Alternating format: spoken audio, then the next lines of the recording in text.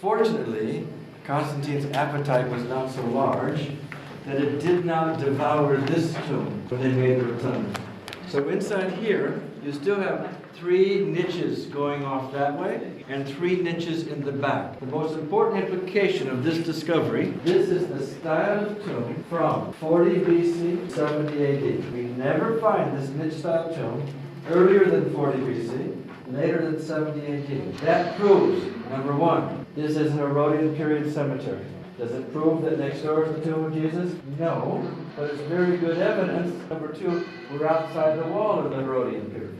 Next, Hadrian, he kills 1 million Jews in Judea, builds a pagan temple here to Venus Aphrodite.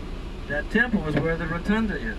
Hadrian built a temple to Jupiter where the Jewish temple had been, the Dome of the Rock. Why is that an evidence?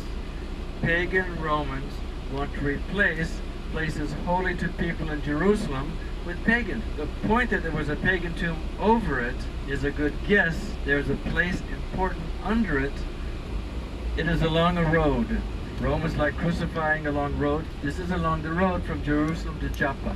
Now, the garden tomb, where we are going, only has geographical evidence, has no historical evidence, meaning it's not until 1880 AD that anyone guessed maybe the garden tomb was the tomb of Jesus.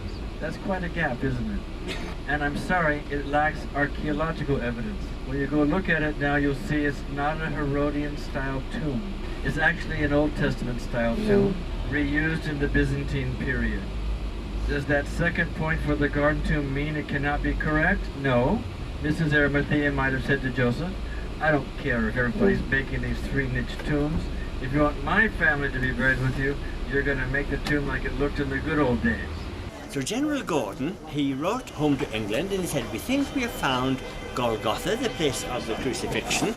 This was a photograph taken somewhat just about 100 years ago. You can see there's been some deterioration, but then that happens to all of us.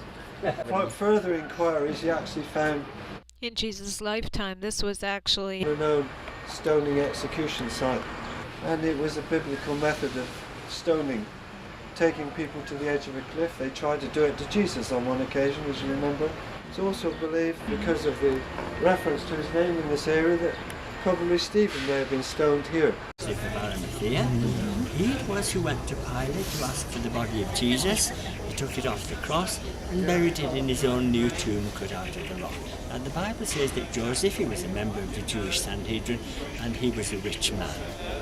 Now you can look at the size of this system. If you had to pay somebody with a hammer and chisel to cut out of the rock a water system for 1 million litres of water, you know that this garden was owned by a rich man. 3 large wine presses found here, maybe a vineyard or an olive press. It was a commercial venture for somebody. There's been an earthquake. When they found the tomb in 1867, it was beginning to crumble by the opening here. That's why those blocks are put there and they've never been moved. The little hole up over the top you'll be familiar with, that's normal. That lets out decaying body odours and also lets light shine on the principal grave in this tomb. There was never, unfortunately for us, a rolling stone found at this tomb. But we do understand that a tombstone which may have weighed up to 3 tons. The opening would have been about a third of the size of it is now. It's obviously hired for a purpose. The tomb was full of debris when they found it. One of the evidences for the Holy Sepulchre, frankly, is that 6 different denominations claim it, and they don't get along well. That's an understatement. If there was any memory of a second tradition, one of those 6 would have taken it. And then finally, to summarize for you, because all of our evidence here is geographical, which is great. There's no doubt we are outside the wall. There's no doubt we're along 2 roads, a road east to Jericho, a road north to Shechem. We're at a place that could be called Skull. May I quote you now an Armenian Orthodox priest that I met at the Garden Tomb. But he worked at the Church of the Holy Sepulchre. He was praying, and when he finished, I said, what's a nice Armenian like you doing in a place like this?